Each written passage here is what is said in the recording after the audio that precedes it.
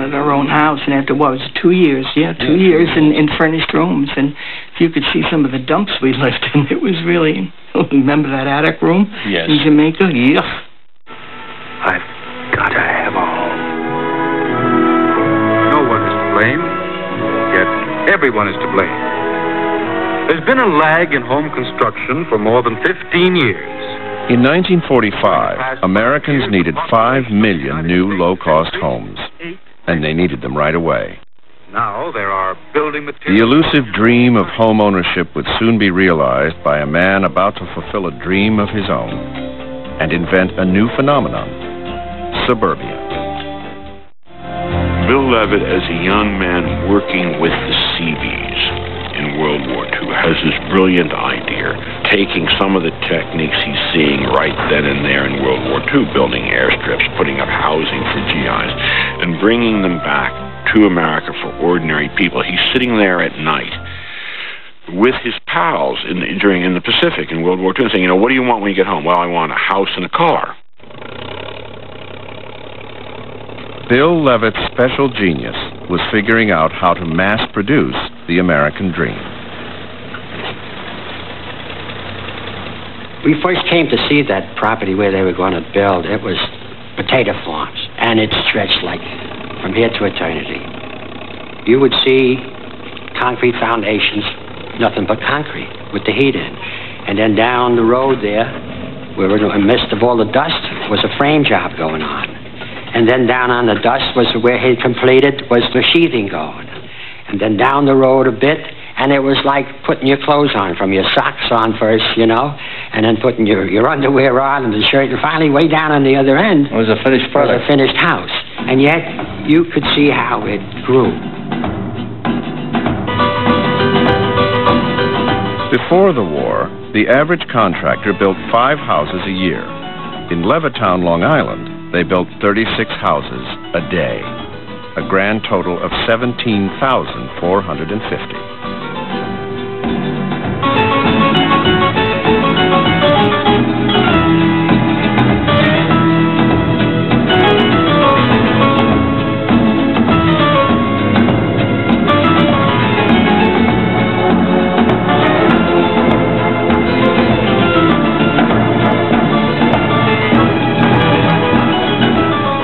Designed for a family of 4, Levitt's Basic Cape Cod sold for a minimum down payment at a price most people could afford.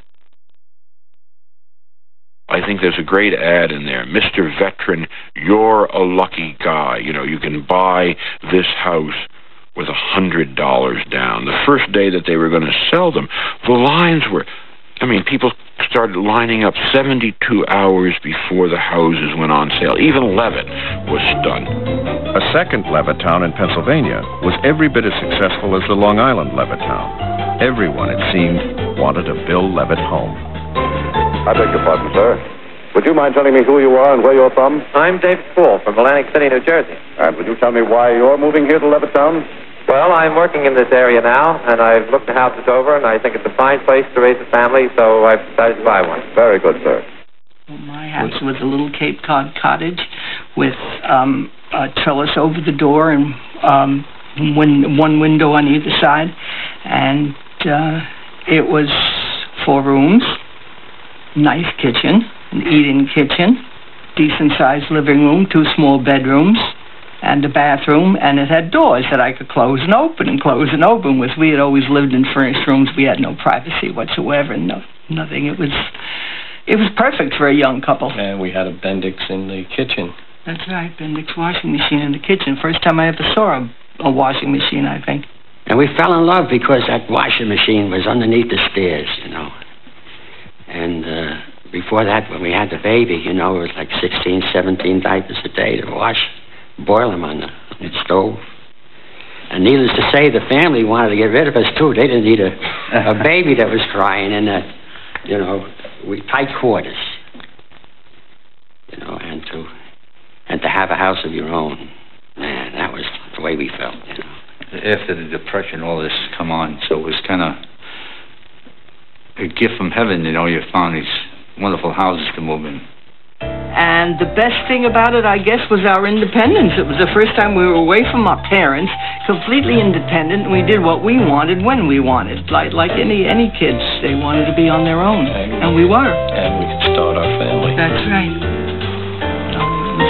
And the rapport between neighbors was, at first, was very good. Excellent, in fact. Because they were all in the same boat as us. They were all first starting out, mostly young like us, and just starting with their family and their first house, too. The new middle-class families of Levittown had one other thing in common. They were all white.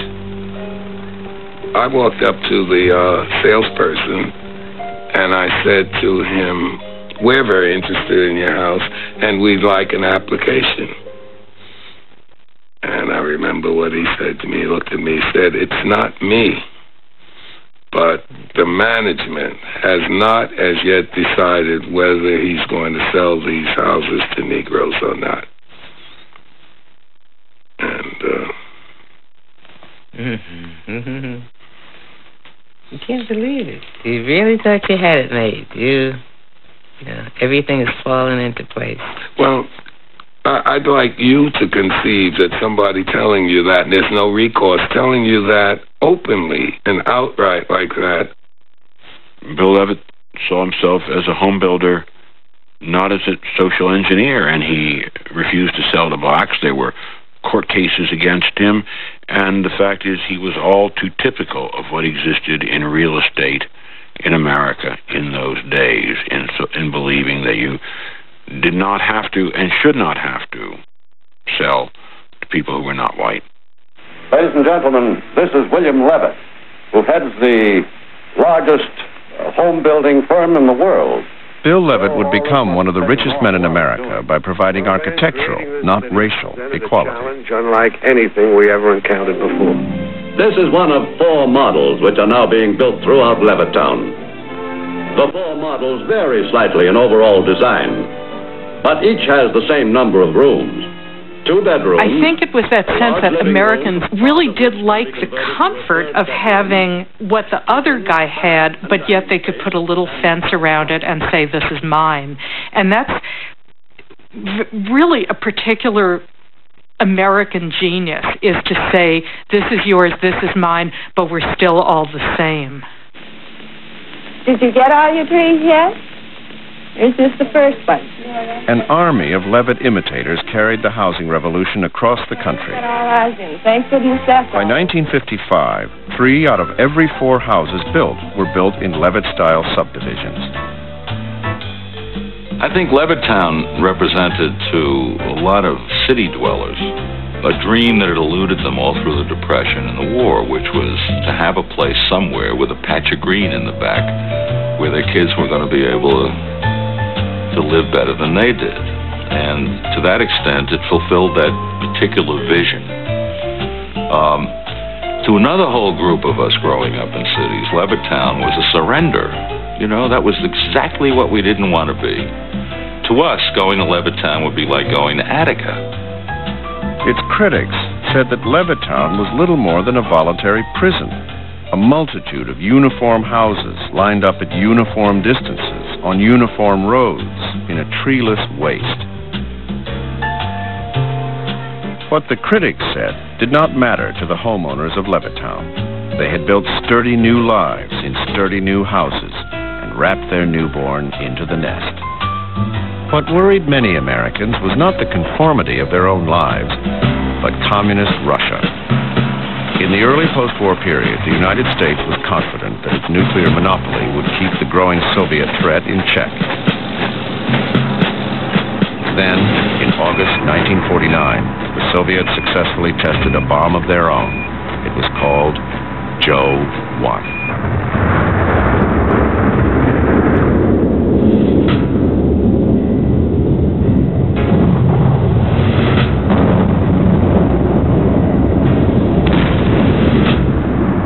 America was no longer the only member of the nuclear club. There were many who felt that America's new, more prosperous way of life was in deadly peril. America